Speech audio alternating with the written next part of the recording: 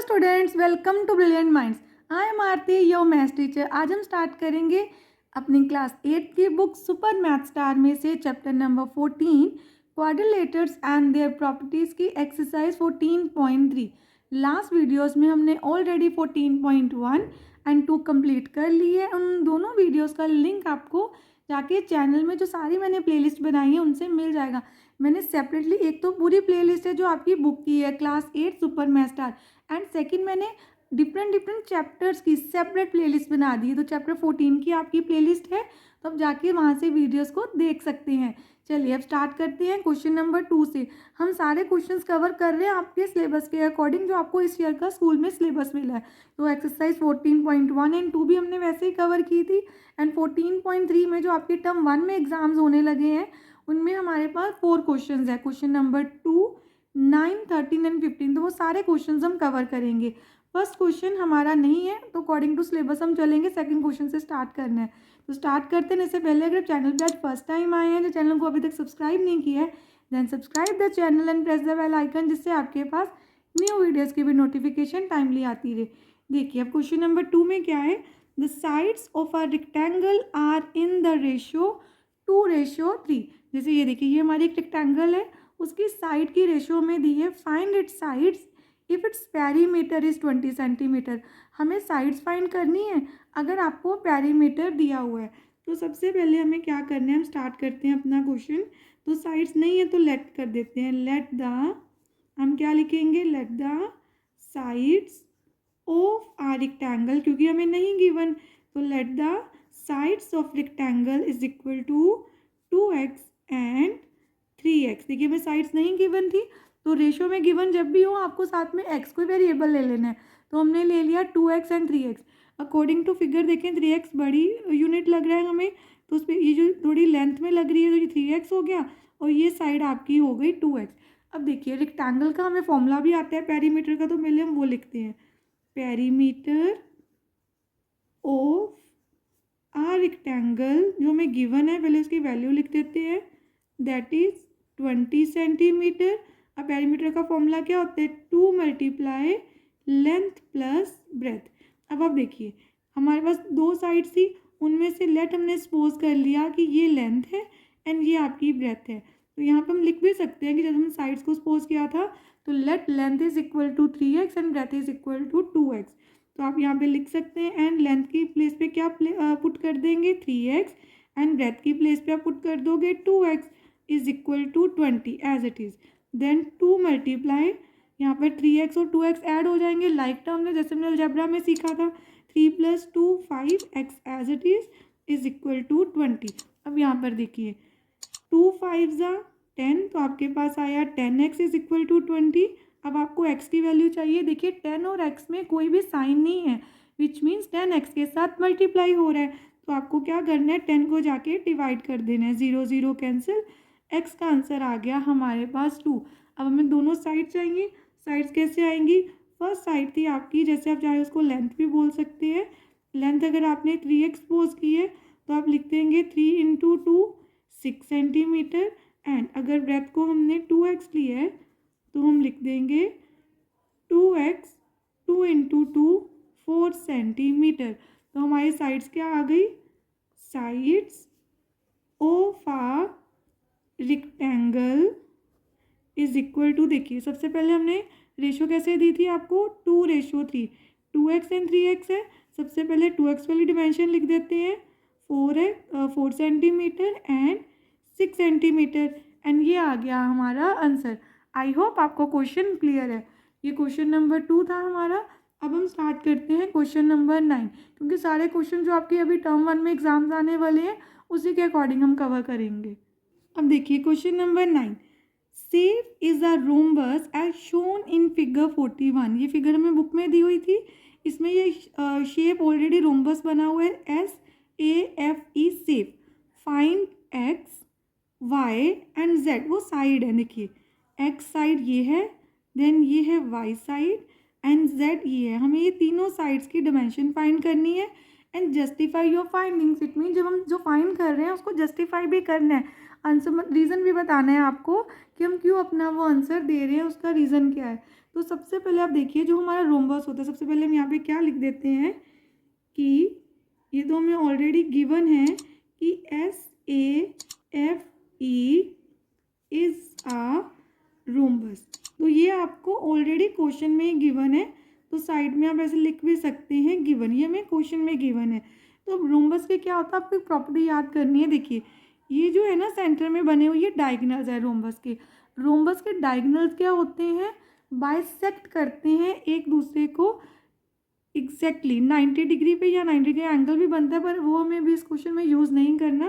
तो सीधा हम पहले लिख रहे हैं डायगनल्स। रोम्बस के डायगनल्स क्या होते हैं, बाइसेक्ट करते हैं इसको, है ना। तो हम लिखेंगे diagonals of a rhombus bisect each other, एक दूसरे को बाइसेक्ट करते हैं, विच मीन्स जो AO होगा वो इक्वल होगा OE के, and SO is equal to OF। देखिए सबसे पहले आपको रीज़न यही याद रखना है कि रोम्बस के जो डायगनल्स होते हैं वो बाइसेक्ट करते हैं, which means this AO is equal to OE and this SO is equal to OF। अब हम ध्यान से देखते हैं कौन सी साइड हमें गिवन है। तो हमें AO ऑलरेडी गिवन है, तो अगर AO आपके पास 12 सेंटीमीटर है तो A और OE दोनों इक्वल है, तो इट मीन्स OE भी कितना आ गया हमारे पास 12 सेंटीमीटर। और रीज़न आपने ऑलरेडी ऊपर लिख दिया है कि डायगनल्स क्या कर रहे हैं, बाइसेक्ट। तो OE किसके इक्वल है, Y के। It means OE is equal to Y, तो हमारे पास Y का आंसर आ गया 12 सेंटीमीटर। सेम ऐसे ही आप देखिए कि SO OF के इक्वल है, रीज़न हमने एक ही बार लिख दिया, diagonal of rhombus bisect each other. तो SO और OF दोनों की वैल्यू सेम आएगी। अब देखिए OF कितना है, 9 सेंटीमीटर। OF कितना है, 9 सेंटीमीटर। इट मीन्स SO भी कितना हो गया, 9 सेंटीमीटर, विच मीन्स इसमें हम क्या बोल सकते हैं कि SO तो X के भी इक्वल है, तो X भी क्या हो गया, 9 सेंटीमीटर। तो हमने X एंड Y की वैल्यू फाइंड कर ली। अब आपको वैल्यू फाइंड करनी थी Z की। अब हमें ये प्रॉपर्टी यूज़ होगी, diagonals of a rhombus bisect each other. साथ में हम क्या ऐड कर देंगे, यहाँ पूरी लाइन कंप्लीट करने के लिए यहीं लिख देती हूँ मैं, एट 90 डिग्री। तो सेंटर में क्या बनाते हैं, 90 डिग्री का एंगल। तो आपको Z की वैल्यू फाइंड करनी है। ये देखिए, तो आप ये ट्रायंगल लेंगे नीचे वाले, यहाँ पे हम लिखेंगे इन ट्रायंगल, इसका नेम क्या है, FOE। ट्रायंगल हमने ले ली। इसमें देखिए सारी जगह राइट एंगल होता है, ये राइट एंगल है, यहाँ भी राइट एंगल होगा, इधर और इधर भी। हमें ओनली ये ट्रायंगल यूज़ करनी है, तो हमने इस ट्रायंगल का नेम यहाँ पे लिख दिया।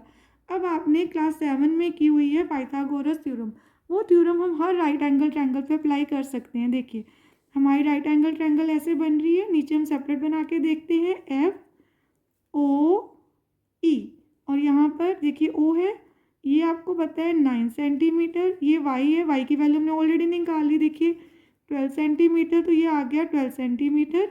और आपको ये Z फाइंड करना है, तो हम यहाँ पे लिखेंगे by Pythagoras theorem. Pythagoras theorem क्या कहती है कि जो H होता है हाइपोटेनियस, ये देखिए राइट एंगल है ना, आपको क्या याद रखना है, राइट एंगल के जो सामने वाली साइड होती है वो हाइपोटेनियस होती है। H square is equal to B square plus B square. तो हमारा हाइपोटेनियस का पहले हम नेम लिखेंगे सारे, तो आप इसको ऐसे भी लिख सकते हैं, ओनली नेम लिख के, जहाँ सीधी ये डिमेंशंस भी लिख सकते हैं।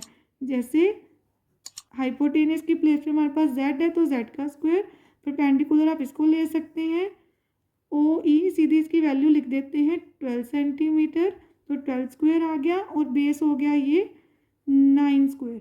अब आपको इसको बस सॉल्व करना है, 12 को 2 टाइम्स मल्टीप्लाई करेंगे, 12 square means 12 into 12, 12 into 12 144, 9 square means 9 into 9 81। अब हमें इन दोनों को कर देना है ऐड, दोनों को ऐड करके आपके पास आ गया 225। अब आपको देखना है 225 किस नंबर का स्क्वायर है जिससे हम Z की वैल्यू फाइंड कर सकें।